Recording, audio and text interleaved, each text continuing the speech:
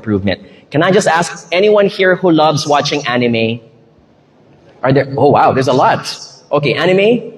I love watching anime because I think anime is more designed for adults. A lot of philosophies are learned from anime. So my favorite, for example, Jujutsu Kaisen, My Hero Academia, if you're familiar with those. Notice this, if you watch a Japanese cartoon show and there is one protagonist who needs to save the world, and that protagonist discovers someone is better than him or her, the protagonist does not get envious. The protagonist does not get insecure. What does the protagonist become? He becomes inspired.